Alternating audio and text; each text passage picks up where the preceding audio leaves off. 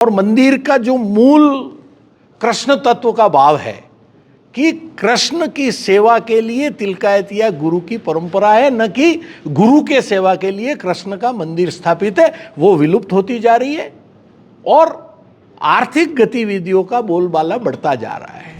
तुरंत प्रभाव से देखो, संपत्तियां सुरक्षित नहीं है आज की तारीख में। मर्जी आओ जो बोर्ड में प्रस्ताव लिए जाते हैं, मर्जी आओ जो, और मर्जी आओ जो संपत्तियां किसी को दी जा रही है, अब उस पर भवन निर्माण हो रहे हैं, अब जो अधिकार में ही नहीं है बोर्ड के, वो काम हो रहे हैं। कुछ ऐसे तत्व जो कि अपना व्यावसायिक इंटरेस्ट या अपना दृष्टिकोण रखते हैं, वो यहाँ पर हावी हो रहे हैं। स्नान यात्रा के दिन 5,000, 10,000, 11,000, 21,000 रुपया लेकर के स्नान यात्रा के दर्शन कराएं, पूरा नगर जानता है और आप भी जानते हैं।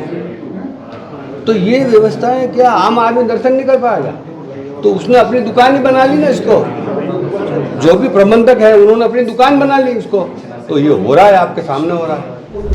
यूं तो धर्मनगरी नाथद्वारा में श्रद्धालुओं का एक सैलाब हर रोज उमड़ता है, कृष्ण कन्हैया लाल के जयकारे गूंजते हैं, मगर कल इसी नाथद्वारा नगरी के एक निजी होटल में एक बैठक के माध्यम से मंदिर प्रबंधन से जुड़े हुए कई मुद्दों पर मुखर होकर प्रश्न गूंजते, सवाल गूंजते दिखाई दिए, आरोप सामने आते नजर आए। एक बैठक, एक चर्चा जिसके माध्यम से मंदिर प्रबंधन पर अनेक अव्यवस्थाओं के आरोप लगे और इन आरोपों के केंद्र में वित्तीय अनियमितताओं का भी जिक्र था। इन आरोपों के केंद्र में यह भी कहा गया कि लंबे समय से जो परंपराएं चली आ रही है उनके साथ खिलवाड़ हो रहा है, उन्हें बदला जा रहा है। कुछ आरती और दर्शन की ऐसी व्यवस्थाओं का भी जिक्र किया गया जो सभी के लिए हमेशा सहज सरल स्वरूप में उपलब्ध थी, मगर अब उन पर पाबंदियां लगा दी गई है। साथ ही यह भी कहा गया कि जिस तरह से इस मंदिर के संचालन के लिए, यहाँ की व्यवस्थाओं को सुचारू चलाने के लिए मंदिर प्रबंधन और प्रशासनिक अधिकारी के बीच तालमेल जरूरी है, वो तालमेल इन दिनों गड़बड़ाया हुआ है। प्रशासनिक अधिकारी लंबे समय से यहाँ नियुक्ति नहीं है। तो ऐसे में इन अव्यवस्थाओं पर नकेल कौन कसे, इन्हें सुधारे कौन, इन पर नजर कौन रखे, यह भी एक बड़ी महत्वपूर्ण तरीके से वहां ये मुद्दा गूंजता सुनाई दिया। और इसके साथ साथ सबसे ज्यादा महत्वपूर्ण अगर कोई विषय केंद्र में रहा तो वो यह कि मंदिर के सुचारू प्रबंधन के लिए इसमें मेवाड़ को उचित प्रतिनिधित्व दिया जाए, एक संख्या सुनिश्चित की जाए जिसमें हर वर्ग के चेहरे प्रतिनिधि के तौर पर इस मंदिर की व्यवस्थाओं से जुड़े और उनके माध्यम से पुनः पूर्व की भांति सभी व्यवस्थाएं सुचारू चलना प्रारंभ करें। तो ये जो पूरा विषय, इसमें क्या क्या और आरोप लगे वो मैं आपको बताऊं, मगर उससे पहले इस पूरी बैठक का जो संचालन था, जो धुरी, वो मेवाड़ वैष्णव परिषद नाथद्वारा थी। उनका ये कहना था कि हमने इस पूर्व में भी इससे जुड़े हुए कुछ ज्ञापन, कुछ मांगे, कुछ विषय प्रशासनिक अधिकारियों के समक्ष रखे, मगर सुनवाई उस स्वरूप में नहीं हुई, इस तरह से नहीं हुई जैसे होनी चाहिए थी। वहां से सकारात्मक हमें पक्ष नहीं दिखाई दिया। तो फिर हम क्षत्रिय महासभा मेवाड़ के पास गए और उसके बाद कल की इस बैठक में क्षत्रिय महासभा मेवाड़ के चेहरे भी जुटे। जो मेवाड़ की पूर्व की राजतांत्रिक व्यवस्थाएं थी उससे जुड़े हुए राव उमराव भी वहां पहुंचे। वैष्णव परिषद के पदाधिकारी भी कल की इस बैठक में मौजूद थे और इस पूरी की पूरी चर्चा से जो मंथन हुआ उसमें फिर ये कहा गया कि लंबे समय से यहां अव्यवस्थाओं का आलम है, मनमाने तरीके से यहाँ की व्यवस्थाएं संचालित की जा रही है। वैष्णव जन श्रद्धालु जिस स्वरूप में लगातार इस मंदिर से जुड़े रहे हैं, अब उस स्वरूप में बदलाव होते दिखाई दे रहे हैं। चीजें धार्मिक व्यवस्थाओं के साथ साथ व्यवसायिक दृष्टिकोण से भी देखी ज्यादा जाने लगी है। व्यवसायिक पक्ष हावी होता नजर आ रहा है। ये आरोप वहां पर खुलकर लगाए गए। हालांकि यह नहीं बताया गया कि कहां कहां व्यावसायिक व्यवस्थाएं लागू हुई है। वहां पर थोड़ा सा मामला हल्का सा ऐसा लगा, सहमा सहमा है, कोई स्पष्ट तौर पर कुछ कहना नहीं चाह रहा था, मगर यह जिक्र जरूर हुआ कि व्यवसायिकता वहां पर हावी हो रही है। कुछ आरती, कुछ दर्शन, कुछ परिसर के उपयोग से जुड़े हुए मुद्दे भी वहां पर उठाए गए कि ये अब होने लगा है, पूर्व में ऐसा नहीं होता है। यहां तक कि कोठारिया राज परिवार के सदस्य महेश प्रताप सिंह तो जो अन्नकूट पर प्रसाद वितरित किया जाता है उस पर भी प्रश्न खड़े करते दिखाई दिए कि वहां पर भी अब स्थितियां परिस्थितियां पहले की भांति नहीं है। तो ये कुछ मुख्य आरोप वहां से निकल कर आए। और उसके साथ साथ एक विषय जो मैंने पूर्व में बताया कि जो अधिकारी की नियुक्ति होनी चाहिए, प्रशासनिक अधिकारी, उसकी नियुक्ति की अतिशीघ्र मांग की और साथ ही ये कहा गया कि ऐसे अधिकारी को नियुक्त किया जाए जो मंदिर की व्यवस्थाओं को समझता हो, जिसकी आस्था इस मंदिर की व्यवस्था में हो, जिसकी भावना यहां पर जुड़ी हुई हो, तभी वो निष्पक्ष और मजबूती के साथ यहां पर काम कर पाएंगे और आगे आने वाले समय में कुछ सुखद परिणाम दे पाएंगे। तो इन मुद्दों पर चर्चा हुई और एक विषय मेवाड़ के प्रतिनिधित्व का, जिसमें कहा गया कि हर वर्ग का, जिसमें मेवाड़ राज परिवार का भी जिक्र था, उसमें ब्रजवासी जो कि वहां पर एक मूल सेवा कार्य में जुटे रहते हैं उनका भी जिक्र था और कहा गया कि ये सभी लोग जुटे और इनके माध्यम से एक उचित प्रतिनिधि मंडल बने जो कि इस मंदिर प्रबंधन से जुड़े। ये भी एक महत्वपूर्ण विषय वहां से निकल कर आया। उसके साथ साथ यह भी कहा गया कि इस विषय को न केवल राजसमंद प्रशासन के समक्ष बल्कि मुख्यमंत्री के समक्ष भी रखा जाएगा, उनसे मांग की जाएगी, क्योंकि वो भी एक ऐसे क्षेत्र से जुड़े हुए हैं जहां बहुत आसानी से इन आस्थाओं के स्वरूप को समझा जा सकता है। तो उन पर भी ये हमें उम्मीद रहेगी उनसे भी कि ये इन पूरे विषय को समझे और इस पर सकारात्मक पक्ष रखे। हालांकि वहां पर एक प्रश्न यह भी निकल कर आया कि इस पूरी व्यवस्था से जो प्रश्न खड़े हुए हैं, क्या इनकी जानकारी मेवाड़ राज परिवार के सदस्य और नाथद्वारा विधायक विश्वराज सिंह मेवाड़ को है? तो जवाब यह दिया गया कि बिल्कुल उनके संज्ञान में है, वो इन सब अव्यवस्थाओं को दूर करना चाहते हैं और वो जो लोग आज जुटे हैं उनके साथ हैं, इस मुद्दे पर वो उनके साथ खड़े हैं। यह भी एक विषय निकल कर आया। हालांकि उनका कोई आधिकारिक पक्ष सामने आया नहीं है, परंतु अब उनके आधिकारिक पक्ष के साथ साथ हमें इस बात का भी इंतजार रहेगा कि दूसरा पक्ष क्या कुछ कहता है, उनकी तरफ से क्या कुछ सफाई दी जाती है, आरोपों के जवाब में क्या कुछ कहा जाता है। मगर अभी आप सुनिए आखिर कल की उस बैठक में क्या क्या मुद्दे मुखर होकर गूंजते सुनाई दिए। देखें आप, संपूर्ण भारत नहीं पूरे विश्व को ज्ञात है कि सन 1671-72 के समय में एक विदेशी मानसिकता का आक्रांता औरंगजेब, जिसका चारों तरफ आतंक था, जिसने सनातन संस्कृति और धर्म को नष्ट भ्रष्ट करने का प्रयास किया था, उस तात्कालिक परिस्थिति के अंदर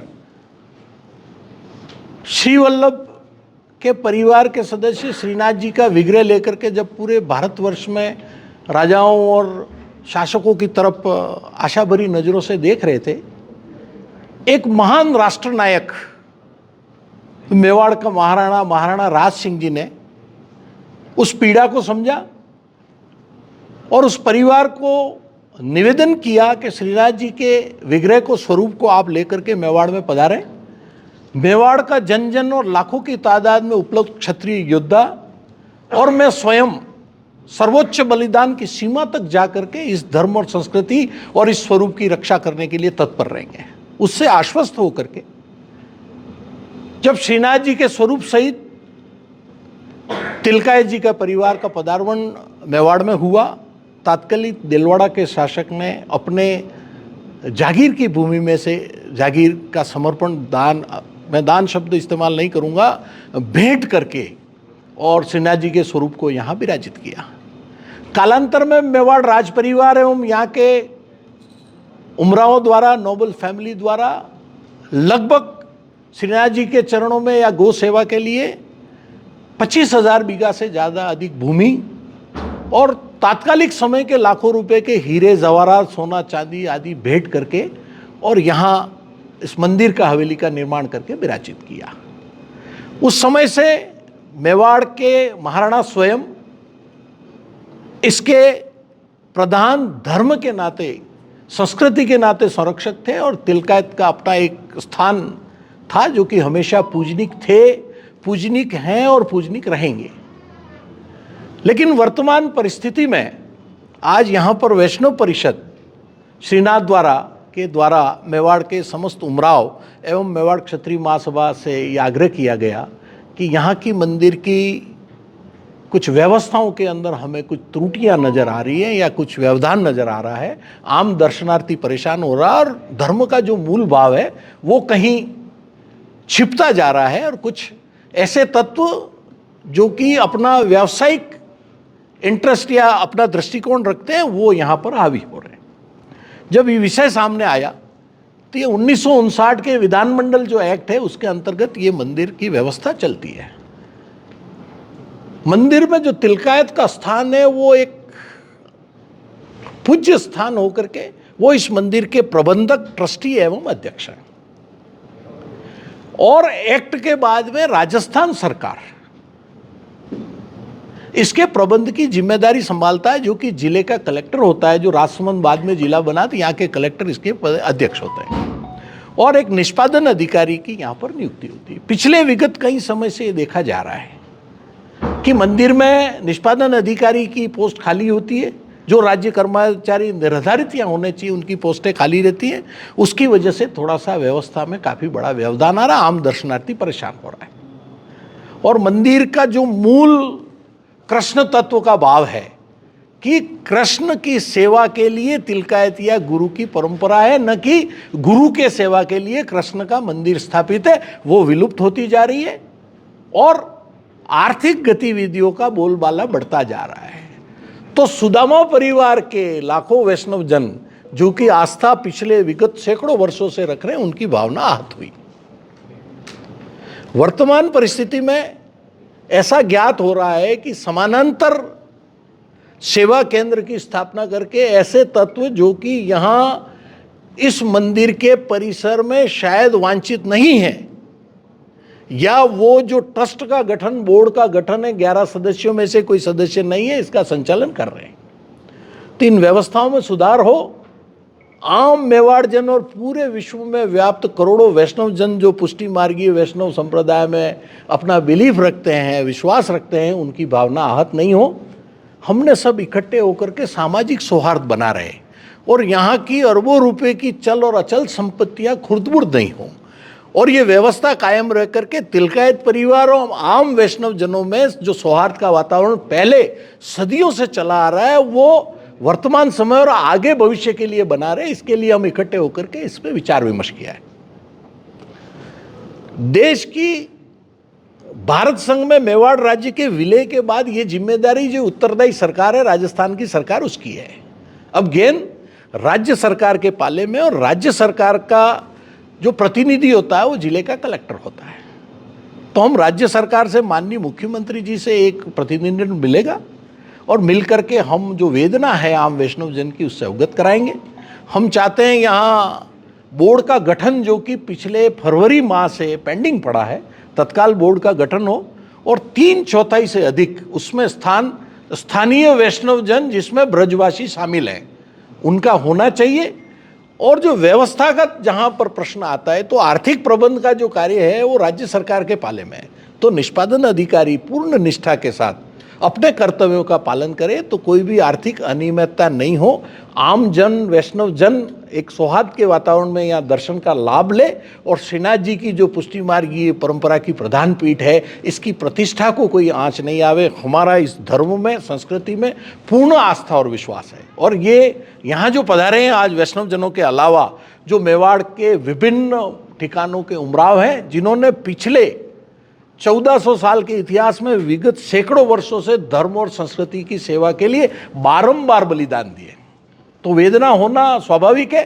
तो पीड़ा थी, इसलिए हम सब इकट्ठे होकर के माननीय राज्य सरकार से निवेदन करके इसका समाधान निकालेंगे। और हम आशा नहीं, पूर्ण विश्वास रखते हैं कि संवेदनशील राजस्थान की सरकार है। हमारे माननीय मुख्यमंत्री भी पुष्टि मार्गीय वैष्णव संप्रदाय से अपना ताल्लुक रखते हैं, तो हमारी तत्काल सुनवाई होगी और नई व्यवस्था के अंदर नाथद्वारा के वैष्णव जन और हम सब एक स्वस्थ सांस लेकर के इस परंपरा को अगले विगत कई सदियों तक के लिए आगे बढ़ाएंगे। यही बात करके जय श्री कृष्ण, धन्यवाद। और व्यवस्था अच्छी बने, लोगों को, वैष्णवों को दर्शन अच्छे रूप में हो, आरती हो, और यहाँ के प्रशासन जो है अपनी जिम्मेदारी समझे और उसका निर्वाह करे। आपने पहले कलेक्टर साहब को ज्ञापन भी दिया, फिर उन्होंने भी ज्ञापन दिया मंदिर व्यवस्था। जी जी, उस पर क्या किया? उस पर वो तो उन्होंने काउंटर किया है उसका, और उसमें जो मूल सब थे वो उसका जवाब नहीं देके उन्होंने उसके दूसरे रूप में लिया,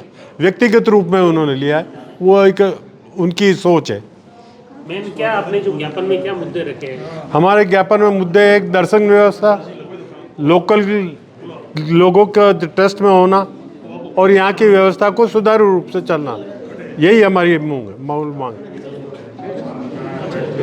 इस संबंध में आपने स्थानीय विधायक या मंदिर मंडल के समक्ष ये विषय रखने की कोशिश की? हाँ, सबको रखा है। जी हाँ, वो हमने कलेक्टर साहब को भी रखा है, महाराज साहब को भी दिया है और महाराणा साहब को भी दिया है। क्या लग रहा कितने समय से ऐसी अव्यवस्था होने लगी मंदिर? ये विगत 6-8 महीनों से व्यवस्था अव्यवस्था बिगड़ रही 6-7 महीनों से। बाकी पहले सही थी। पहले सही थी, चल रहा था बराबर व्यवस्था चल रही थी। कोरोना के बाद जो इन्होंने चेंज किया और उसके बाद इन्होंने देखा कि पब्लिक में थोड़ा कोई इसका नहीं है, तो उन्होंने अपनी सारी दूसरी व्यवस्थाओं पर भी ज़्यादा दबाव करने लगे और अव्यवस्थित काम करने लगे। क्या एकाधिकार हो रहा है, प्रयास हो रहा है? जी हाँ, किसका? प्रबंधक है, बोर्ड का।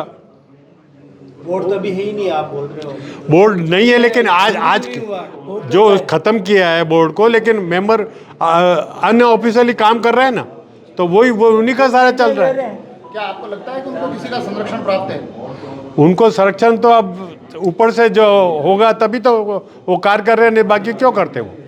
मुख्य बात यह है कि आज काफ़ी लोग यहाँ जुटे भी हैं। आप सभी लोगों ने कहना है कि आपने बुलाया है, मगर अभी तक भी विषय जो मूल विसंगतियाँ हैं आपने अभी स्पष्ट तौर पर बता नहीं पाए हैं। तो आप ऐसी कौन सी विसंगतियाँ हैं जो आपको लगता है कि ये त्वरित प्रभाव से इनका समाधान आवश्यक है? तुरंत प्रभाव से देखो, संपत्तियां सुरक्षित नहीं है आज की तारीख में। मर्जी आओ जो बोर्ड में प्रस्ताव लिए जाते हैं, मर्जी आओ जो, और मर्जी आओ जो संपत्तियां किसी को दी जा रही है, उस पर भवन निर्माण हो रहे हैं। अब जो अधिकार में ही नहीं है बोर्ड के, वो काम हो रहे हैं।